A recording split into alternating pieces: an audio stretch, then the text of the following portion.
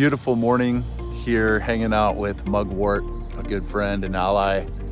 This is a moon correspondence plant. Has these silvery, shimmery undersides to the leaves. Feminine.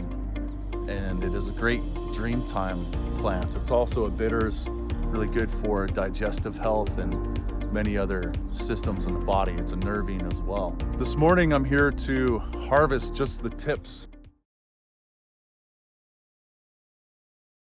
So the nutritive cycle theory in Korean natural farming really requires that we pay attention to the cycles of plants, because the plant itself is producing different hormones, different constituents at certain times in its life.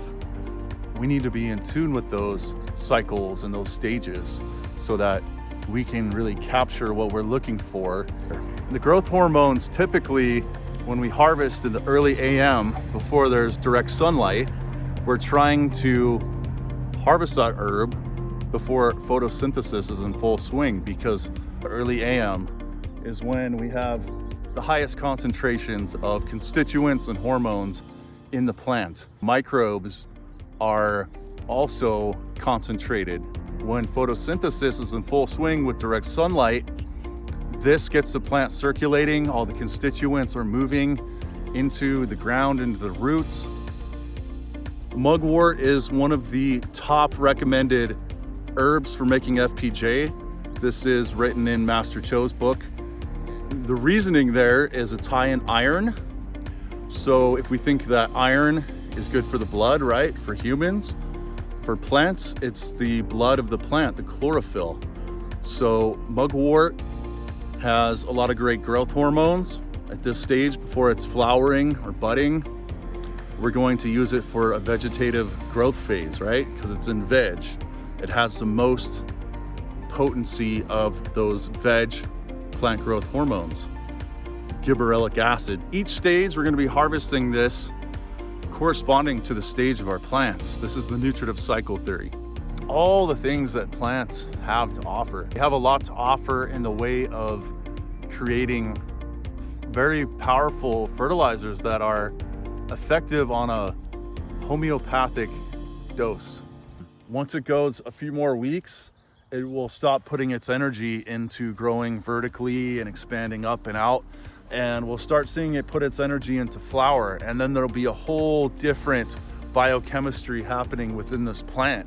So, that's what we need to be aware of, is when plants are at their peak bioavailability for these specific hormones and nutrients that we're extracting from these plants. So it's very crucial that we do it in the right timing and really pay attention to the cycle.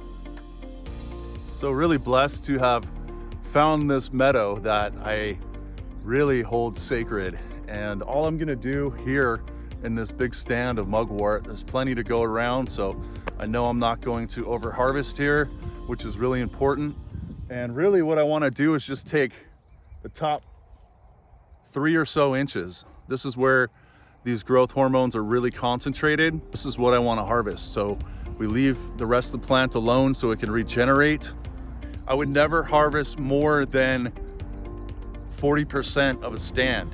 We can minimize the ecological damage that we're doing. We can actually help to assist plant growth by doing some pruning. So we can actually help plants by pruning, but we don't want to over harvest. There's a fine line there. So we're gonna walk through, harvest some mugwort.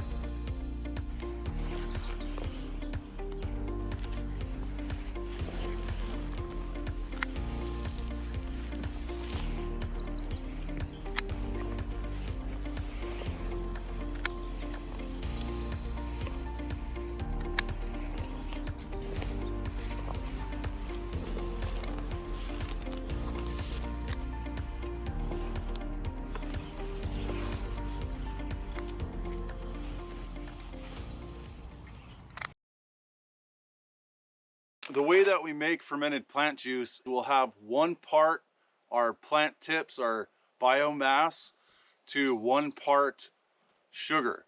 And we want to use as little refined sugar as possible.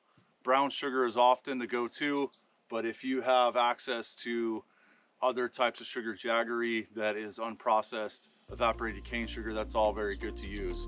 Organic is the thing to use. So I'm using this organic sugar today that's basically evaporated cane juice and granulated. So we'll just start with a little sugar.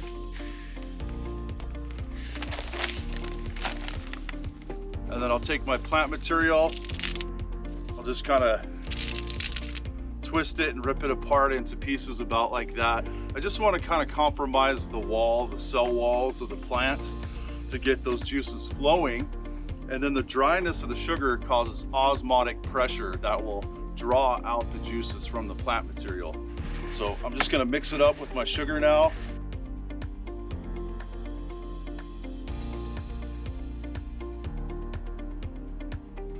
We are trying to preserve the microbial life that exists on the plant leaves themselves. That's going to help in the fermentation process. Very light fermentation, so we're not trying to make booze here. I'm a big fan of fermenting things and, you know, making beverages of choice, but this is a very light fermentation. We're not trying to make booze, as I said.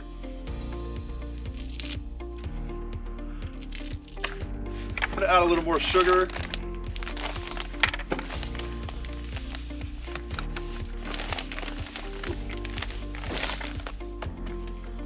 Just mix it up real good.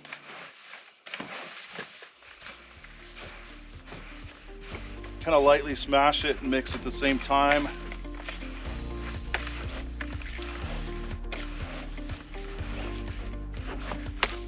Oh, that mugwort smells great.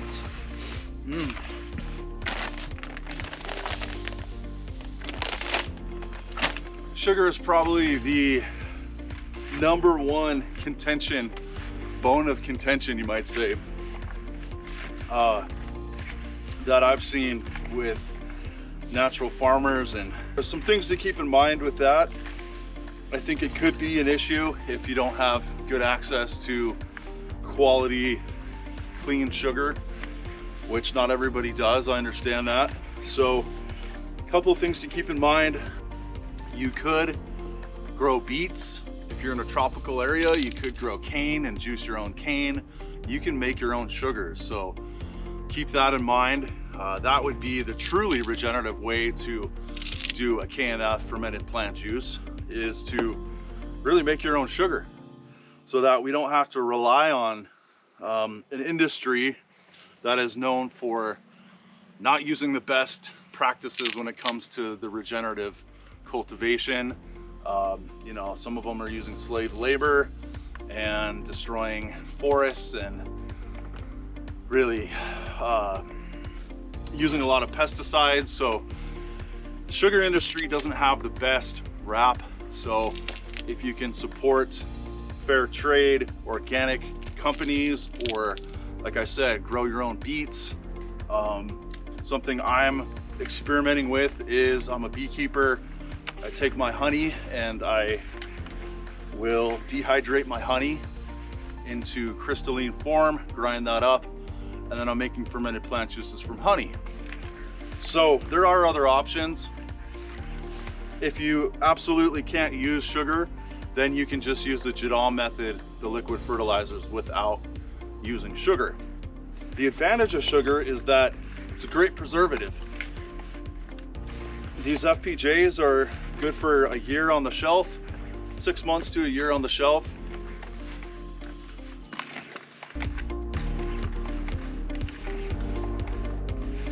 They also taste really good on your morning waffles or pancakes.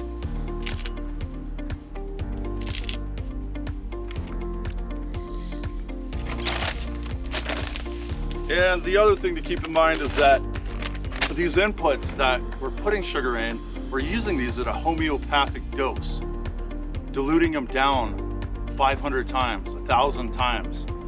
So yes, we're using sugar, but these concentrations are being used at a concentrated rate, you know, so we're diluting them at very high rates, homeopathic doses. So that's another thing to keep in mind. What I do is actually It really depends where I'm at. I use Jadam methods and traditional Korean natural farming methods.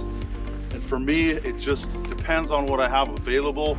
Love making fermented plant juices. If I have really good mugwort or nettle or horsetail or fennel, really great juicy plants that are really high in growth hormones. So that's the consistency about we're looking for right there. And you'll notice over time, not even that much time, these sugars, the dryness will start drawing out the juices. You'll see juice collecting within a couple of hours. It happens very quickly. So the juices will draw out from the plant material. So definitely don't discard the material after you're done straining the juices out either. You can make vinegars from that, you can compost that. That's really great material that still has a lot of nutrients in there.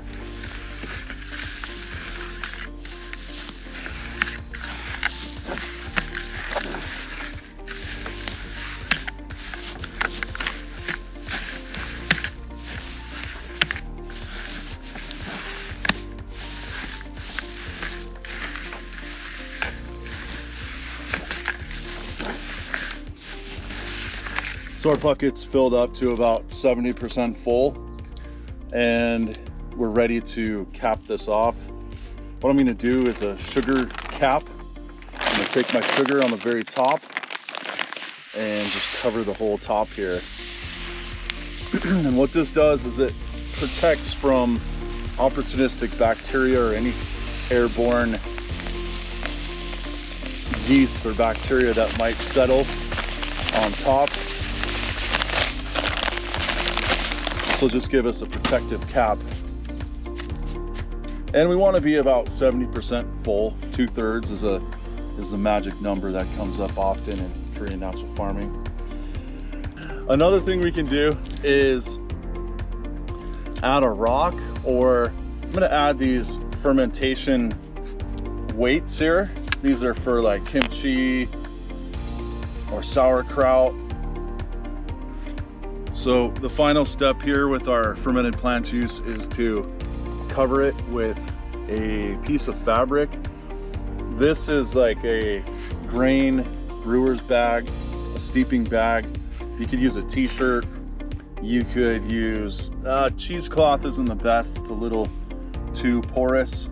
The idea is you don't want fruit flies or any kind of opportunistic ants, things like that coming in. So just something that's breathable, permeable, and will keep the critters out.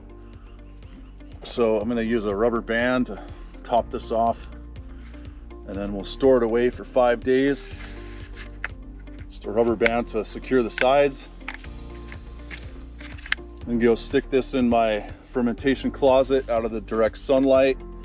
You don't want it to be freezing or really too hot. So usually around 70 to 80 degrees is a good temperature to keep this for 5 days. And we'll check back then.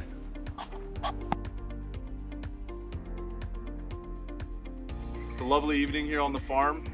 A week has elapsed since I started my Mugwort FPJ, and tonight I have a little time to process this. So I want to show you what's happened over a week.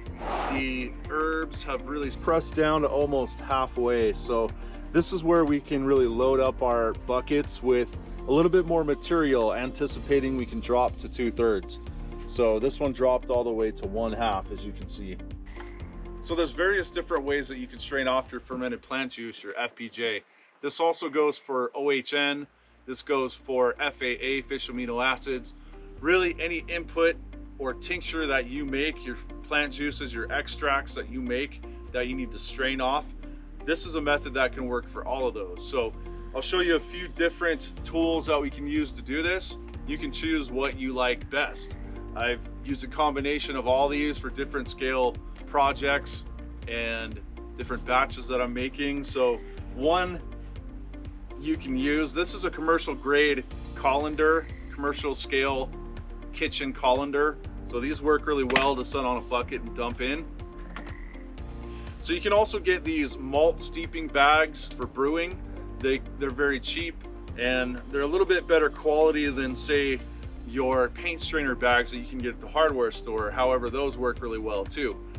What I'm actually going to use for this batch that I've been using more often are these type of strainers here, bucket strainers. And you can just stick this on top of a 5-gallon bucket. It fits perfect. It's got an 1/8 inch mesh. You can buy these at different meshes, 1/4 inch, 1/8 inch. I think it goes to 1/16 and maybe finer. So find a size that works well for whatever medium you're straining off.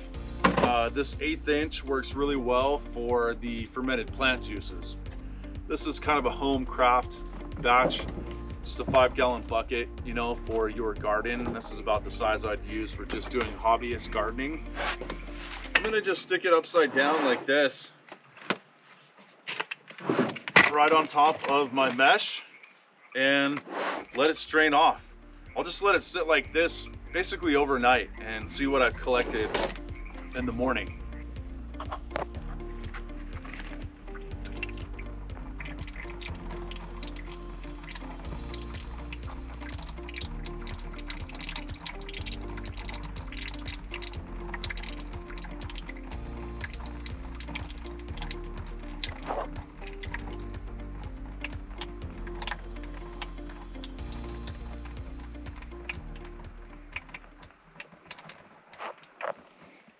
What I like to do is actually tilt this a little bit so it's just slightly on a little bit of an angle.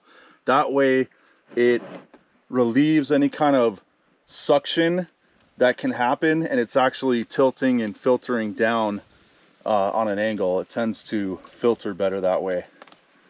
So tomorrow we'll see what kind of juices we have in the bottom and how well this is all filtered through.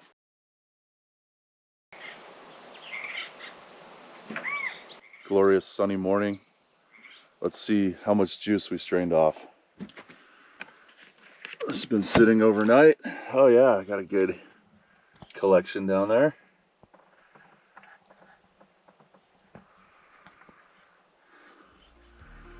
And as I tilt it up, you can see there's still some drips coming down, so we definitely still have juice in here. So now what we'll do is just lightly squeeze out the rest of this plant matter in the bucket. Really cool thing is, in KNF practices, Korean natural farming, there is no waste. I heard it once said that waste is a human design flaw, and I love that quote and I live by it. So this plant matter has a lot more to extract from it, a lot more nutrients, minerals, hormones, enzymes, a bunch of goodness in here that we want to continue to extract. An alchemical way of extraction, we would actually take this down, ferment it again, but you could actually burn this into a salt and use those salts as well. We're not going to go that extreme here, but what I do want to do is show what we can do with the byproducts of making FPJ to make an extract or a vinegar out of this plant matter here. So you'll notice I'm working over here in the shade where I'm out of direct sunlight. These UV rays can have a detrimental effect on some of the enzymes and constituents and microbiology that's present here. So we want to work out of direct sunlight, and we want to store all these out of direct sunlight as well. Something like a root cellar is really the perfect storage for this.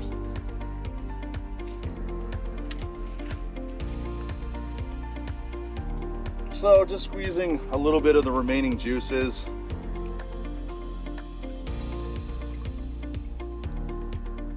And then I'll put this aside in my bucket, in which I'm going to make a vinegar out of this plant material.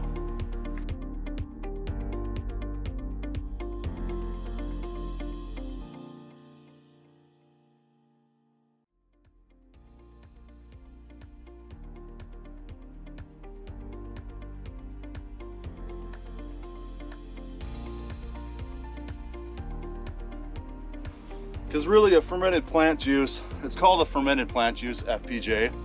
However, we're really only fermenting for about 5 days is the traditional method.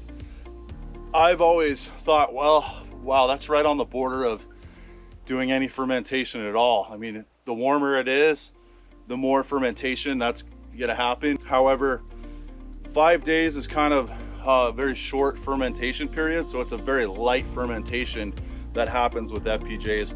I tend to go about a week long on my FPJs, but we're not trying to create a booze here, so keep that in mind. We're creating really just an osmotic juice that's drawn out osmotically with the sugars.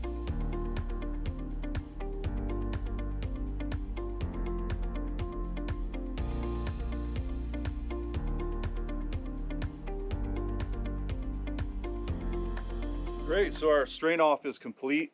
I'm going to pour this off to store the fermented plant juices in a mason jar. And then I have all this material here. You can see the leftover plant matter and all this good sugar still in here as well. So this will be great for a secondary fermentation to create a vinegar extract here. You can see all our fermented plant juice. So we'll bottle that up.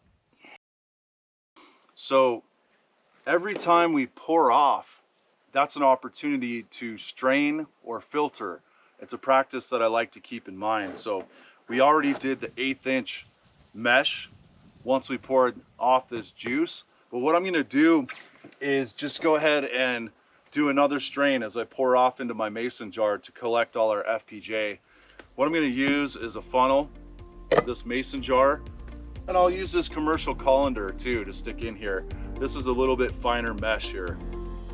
So just for any little leaves that might have stayed behind, we're gonna do a secondary pour off here and use our filter again. So it's a good habit to get into, that when you're pouring off, you know, things like FAA, fish amino acids, I do many pour offs. So it's a good habit to get into to really refine and naturally filter your fermentations, your extracts, all of these various ferments that we're making.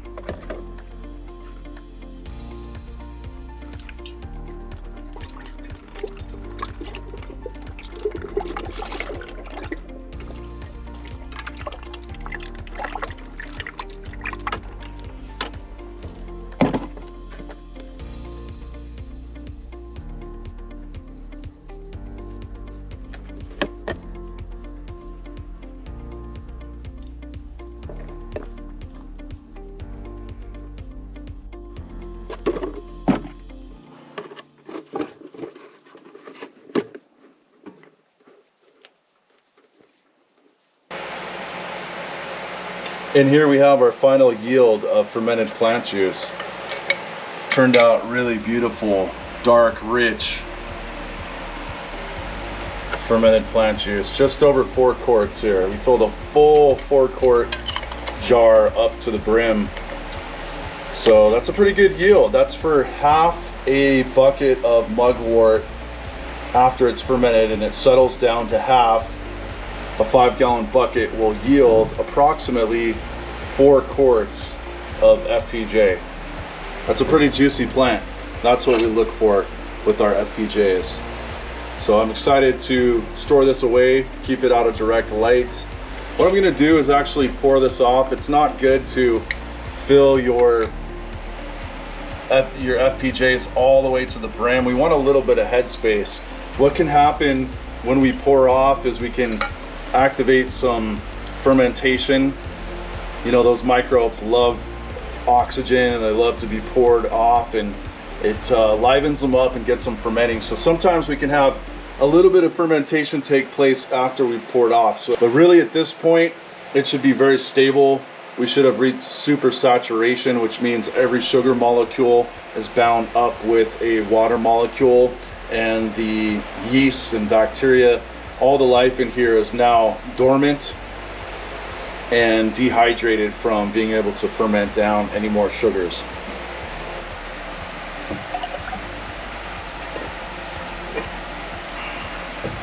Yeah, that's about where I like to store my ferments, is down to the first line here. So it's got just a little bit of headspace there. And we'll have a little bit of leftover for, I don't know, maybe for some tea or various things. When I'm screwing these lids on, I like to keep them just not quite totally firm, just a little bit loose there.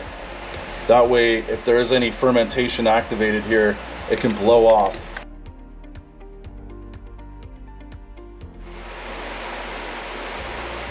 So now that our FPJ is made, we're gonna go ahead and take all the leftover plant matter that's still saturated in a lot of sugar.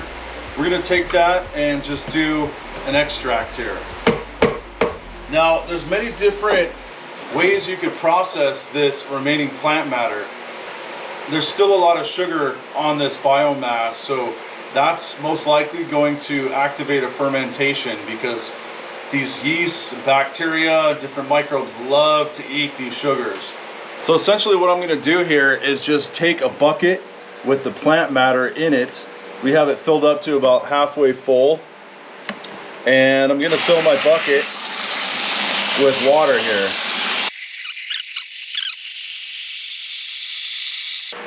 So we have it about 2/3 filled, and this is a great ratio for fermenting here. So there's already a lot of bacteria and yeast and microbes residually on these plants, so this will ferment on its own. Now, if we want to get specific, we can use, say, a kombucha culture, or a jun culture is something I often use. If you're adding sugar and a jun or kombucha culture in there, then you're aiming for a vinegar. And a vinegar is, as you know, very acidic. In the regiment of KNF inputs, you can replace the brown rice vinegar with these vinegars. You can also do a lactic acid, a lacto ferment with this as well, and create more of an extract, a probiotic extract. Or you could simply just put water in there and putrefy it into more of like a jadam liquid fertilizer. So a lot of different ways you can process this down into an extract, a vinegar, whatever you choose. But there's a lot of good material, a lot of good minerals and nutrients still locked up in here. So the whole idea is to either putrefy or ferment, whatever you choose. An anaerobic process, an aerobic process for this. So I just wanted to show you this and kind of juxtapose the fresh batch that we're just making here of mugwort vinegar. So here are two different extractions that we can do with our FPJ materials. On the left, I have what we just started, our mugwort vinegar that we're making out of the leftovers from fermented plant juice. We've simply put that in water. We're gonna add sugar in that, 1 cup per gallon. And over here, what we have is kind of a different style or an approach that I've taken with a previous batch. You can see this is very broken down and putrefied and fermented down quite a bit. I've also let this one just remain open to the air. We do have some worms in here, you can see, that are really helping to break this down. So obviously I'm not using this for human consumption, but I am using this for a plant fertilizer, which would work great for, and these worms are really helping break everything down and making this totally bioavailable. So you can look in here and see that this is just turning into a paste.